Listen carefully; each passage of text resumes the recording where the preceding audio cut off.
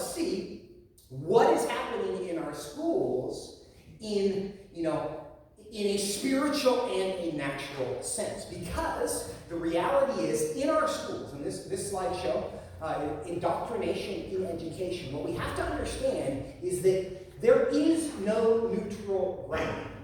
Every school always has and always will perform discipleship. There is no neutral ground where we're not teaching any moral reality. It just depends on whether we're teaching true morality or we're teaching false morality. Of course, not all morality is wrapped in religious language, but it can be helpful or it can be not helpful. And so here's the indoctrination model that is taking place in our schools, how this is operating today. You'll see here that it starts, go back, please. Go back to the last one. This model here is, there are leftist nonprofits. That's kind of where this starts. There's a number of them: Teaching for Change, the Zen Education Project, Rethinking Schools, the Southern Poverty Law Center, Facing History and Ourselves. These are nonprofit organizations that provide free teacher training and then give free curriculum to the schools so we can train the trainer, so we can teach secularism, so we can teach naturalism, so we can teach the moral goodness of living authentically and following our hearts and never judging anybody else who lives authentically and follows their hearts, so that we can bring that value system and functionally that religion into our schools and teach children that the only bad thing that you can ever do is judge somebody else. Never think critically about anything in moral terms. Always be tolerant. Never judge. That's this gospel of tolerance. And in the virtue, along the way, we've got to make sure that we exclude anybody who's uncomfortable with this religion that we have brought into the schools, and primarily, typically, that's those troublesome parents that we have to deal with. So that's the model. And so the solution to this problem, of course, is to empower parents. Whether parents have the right to educate their children according to their values is the critical question. Because again, neutrality does not exist. I'm thrilled that the Opportunity Scholarship is now exists in a much more significant way, which I hope, and I've written a document, if you want to see it at some point, a little booklet called Why Every Church Should Start a Christian School. And I commend that to you, and one of the drums I beat the loudest is, hey, churches, and the point was already made right at the beginning, I think. Between kindergarten and 12th grade, a kid will spend 16,000 hours in the classroom if they go the conventional education route. 16,000 hours. The people superintending those 16,000 hours are going to have a lot of impact on a child's heart, on the things that they love, the things that they hate, on their soul. That's called formation. That's called discipleship. The church now has a unique and awesome opportunity, a God-given opportunity, to take those 16,000 hours back under our umbrella and take it back from the drag queens, right? So that's what we're trying to do in part. So now, the rest of this, I want to talk about the five-legged stool of public indoctrination. And this is how this indoctrination process is implemented in Christian schools. And we're going to see some of the wrappings of this so that our antenna is on, so red flags fly when red flags should fly, and we recognize the signs of these. The first is books, and this is just straight the curriculum. And these are things that we can check out in libraries. Let's go ahead and go to the next slide. Lawn Boy, I haven't read any of these, frankly, not these ones. Genderqueer George, you've heard the stories. We're not going to belabor this point, but there are books in libraries that have a lot of content that is highly troublesome and is in fact destroying the inhibitions of kids, which are the God-given defense mechanisms. And here, the term grooming gets thrown around in this space a lot, and here's why it's actually accurate. Because God gave us inhibitions. God gave children inhibitions. And that icky, uncomfortable, they're not smart enough to be able to explain it, but they don't need to be to recognize that some things are not harmful. The gospel of tolerance intervenes and tells every kid that your defense mechanism that God gave you to protect your innocence is something you should be ashamed of. That's why it's actually grooming, because children learn that if I feel uncomfortable with something, that's a problem for me. So when people do things that I should be uncomfortable with, I train myself not to respond to the fact that I'm uncomfortable. Therefore, I am much more likely to be in situations that are actually really dangerous. So not everybody who's grooming a child is intending to groom a child, but when you destroy a child's God-given self-defense mechanisms, you are grooming them for people who do have bad intentions. And that's part of the harm of this entire movement, saying, oh, you feel uncomfortable with that? Shame on you. No, shame on you for telling them they shouldn't feel uncomfortable with that, because that's the thing God gave them to help them be safe. And so we need to affirm that. Hey, kids, if there's anything that makes you uncomfortable, you get out and go tell your parents very quickly, even if it's your teacher who's telling you that, or maybe even especially if it's your teacher who is telling you that, right? So not everybody who is grooming a child is intending to groom a child, but there's a lot of people who are grooming a child who are actually getting them ready, really ready for harm. And so in the books and the curriculum part of this, the reality is they have been very purposeful and very intentional about staging this in a process that they would consider to be age appropriate. But some of the text here, if you can read this, in first grade, a blue crayon mistakenly labeled as a red crayon suffers an identity crisis. Almost everyone tries to help him be red until a new friend offers a new perspective. He's blue, right? Very clever. Pre-K to 12. Or to second grade. This book, Jacob's New Dress, it speaks to the unique challenges faced by boys who don't identify with traditional gender. K through 5, I am Jazz. From the first time, quote unquote, she was 2 years old, it's really he, Jazz knew that she had a girl's brain and a boy's body based on the real life experience of Jazz Jennings, and boy is that life becoming sadder and sadder by the day.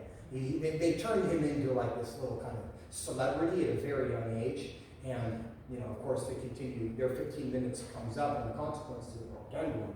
I mean, it's tragic at this point. In grades 5 through 7, the book, The Boy in the Dress. Dennis's dad is depressed since his mom left, and his brother is a bully. Then he discovers he enjoys wearing a dress. Right? You can see where that's going, and all of this leads to. Who thought Drag Queen Story Hour was a good thing? And this is part of, right, this process of destroying defense mechanisms and intentionally or not grooming kids. We're going to put kids in situations that they should feel uncomfortable with, that they often do feel uncomfortable with, and tell them if you feel uncomfortable, shame on you for feeling that way. So the first part of this process is actually books. Now the next is LGBTQ anti-bullying programs. And here it just says LGBT, but anti-bullying programs. And of course, everybody in this room is anti-bullying, right? And so here's where we have to recognize the cleverness in which these ideas are being packaged, because they're going to say, hey, we just want to make sure nobody feels picked on at school. And we don't want anybody to be picked on at school. But back to the worldview idea. When you have an understanding, your understanding of where the problems in the world come from have everything to do with what your proposed solutions are. So they reckon, hey, there are kids who are sad. So how are we going to solve that? Well, this is the solutions that they have come up with based on the fact that there's nothing wrong with any of us. None of us are ever going to do anything wrong. Nobody needs to change. We just need to have all of our feelings affirmed all the time. And once we are universally affirmed, then we will be universally happy. That's the premise that they're operating from, of course, based on that information. But that's what they're trying to do, which is why here's the common denominators in anti-bullying programs. Here's how they try to solve bullying. Things like gender-neutral pronouns in students instead of boys and girls, and we're very familiar with the efforts to police pronouns and teach pronouns in schools, social transition in elementary school, encouraging hormone blockers, gender as a continuum rather than a binary, ensuring that anti-bullying policies focus on class. That's the reality of these anti-bullying programs. It's not just like, oh, don't pick on anybody on the playground. There are very specific victim classes that we are supposed to be especially sensitive to, and some meannesses are worse than other meannesses, and that is very clear in these programs.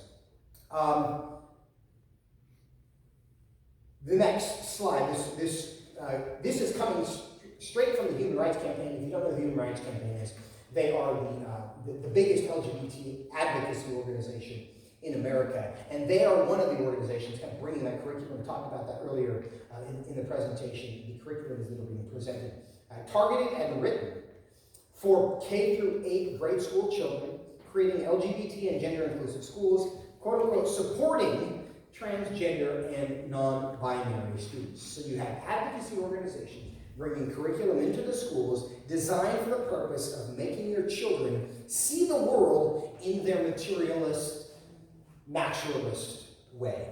That is the objective. And here's how this is being worked out in very specific campaigns.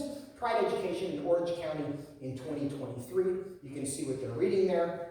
We are so excited to celebrate Pride Month with you. Each year we celebrate Pride in the month of June. Pride Month celebrates gay liberation and freedom and equal rights for all humans. It is a time for everyone to celebrate what makes them unique and honor the uniqueness of others. We'll stop there. And recognizing when we give this to a 6-year-old, 6-year-olds do not have critical thinking abilities, right? The only thing that a 6-year-old wants to do is please the authority figure in front of them. Because they're just naturally pleasers. And when that's the person who tells me what's right, well, then of course that's right, and I want to make them happy. And how am I going to make them happy? Let's clap at all the rainbow stuff. All the rainbow stuff is good, and that's just what I know. That's how I'm a good person, and that's how I make people happy. And it is absolute indoctrination of children in, of course, pursuit of something that is not true, which is the real problem. In some ways, we of course do that with our children, but we teach them what is true. The next slide, Pride Education in Orange County 2023 continues. Today we will focus on pride. What does pride mean? Now, it's a feeling of deep pleasure or satisfaction derived from one's own achievement, the achievement of those with whom one is closely associated. It's a verb. Be especially proud of or particular quality or skill. We're teaching these to these young kids. It does not say, as Scripture says, that pride comes before a fall, because that's just an irony that we're not going to deal with here in Pride Month. Pride celebration. It's the celebration of LGBTQ plus community and the LGBTQ plus rights movement. It is dedicated to self-affirmation, equality, and visibility of lesbian, gay, bisexual, transgender, and queer people. Again, for very young children. We're going to skip over the next 2 slides because those are actually videos that we do not have time to get into. The third leg of this stool is critical race theory. Now, a lot to be said on critical race theory. Critical race theory is a subset of critical theory. It basically says there are the oppressors and there are the oppressed, and the oppressed are always right, and the oppressors are always wrong, and the oppressors are always motivated by a desire to preserve their power. And the oppressors can be identified in a variety of different ways.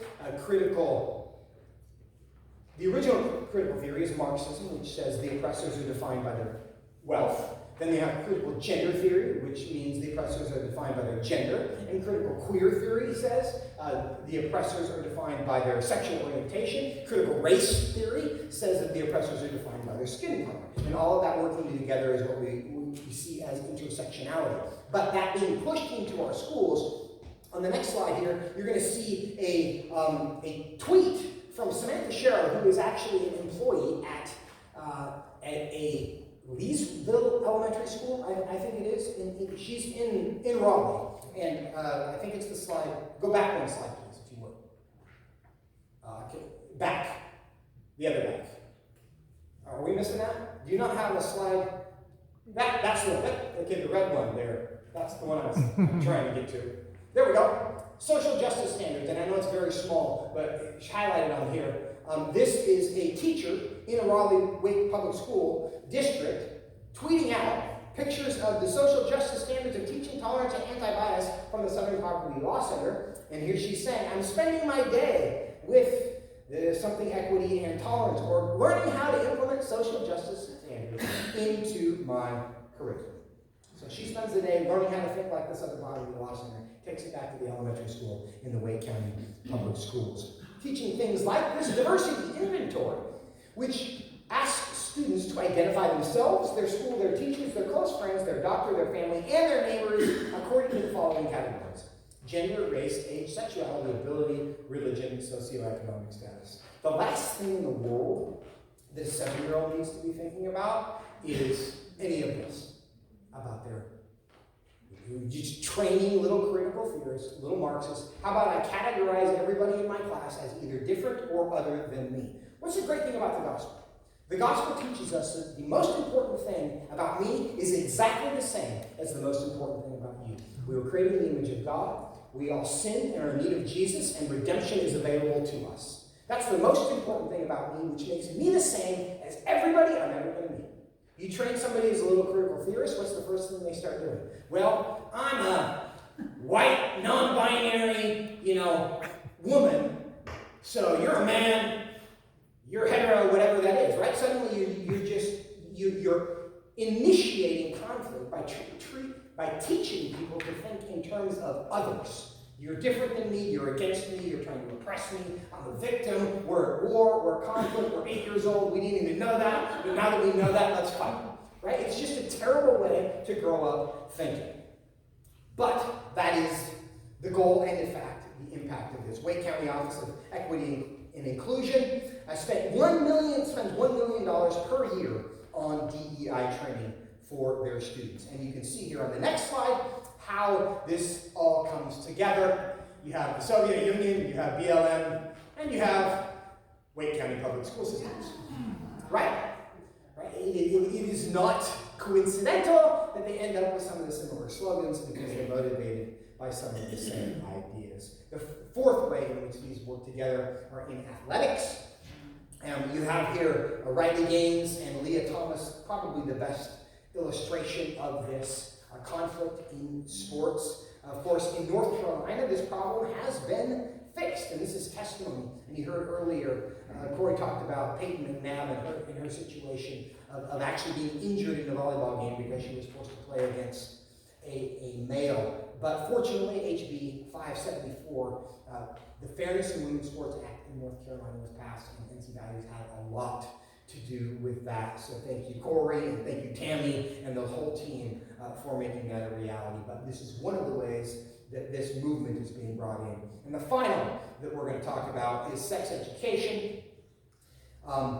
The shift from abstinence to comprehensive sex education allowed the sexual revolution to enter our schools. You see here, gender unicorns and gender-bred persons. This is all a way to stop people from just thinking of each other as boys and girls. It needs to be much more complex than that, and you need to be sensitive to a whole bunch of other things. And it's not just about identity. Sex ed today talks about, what is sex education? That the way you prevent teen pregnancy is through the use of condoms, contraceptions, abortifacients, sexual orientation, and gender identity is included in this, gender fluidity, and it highlights the fact that parents are not always trustworthy, and maybe they are very suspicious figures in your life. The comprehensive sex ed comes in many different forms and curriculum. And here's the challenge about this and dealing with it in schools. It doesn't always come branded. This is sex ed. Oh, this is the wokeness. Oh, this is the DEI. It's embedded in everything, and purposely so. And we've already talked about the fact that it's embedded in the anti-bullying curriculum. And again, nobody is opposed to bullying, but they very cleverly take some of their worst ideas and they wrap it in a packaging that it's very hard to oppose. And when you oppose their anti-bullying curriculum, what? You want kids to be bullied? Well, no, of course not. We just want the solution not to be worse than the problem, which is what happens in this framework. Now, what does North Carolina law say about, and actually I'm going to skip this slide. Let's go to the sex ed should teach abstinence part of this. The thing is, the law in North Carolina is actually very strong on this issue. It tells us exactly what sex ed is supposed to be, and it's actually pretty encouraging. The problem is we're not following it. And there's practical problems, but in a very spiritual sense. Jesus had a lot of harsh words for a lot of people. And one of them was in Matthew 18 when he says it would be better for them to be thrown into the sea with a millstone tied around their neck than to cause one of these little ones to stumble. In other words, if you're going to hurt a kid, go kill yourself. right? That's how Jesus felt about this. And that enraged his emotions and his passions, and I hope it does for us to defend the innocent, because it's something Jesus cares a lot about. Therefore, we should as well. I'm done being Tammy.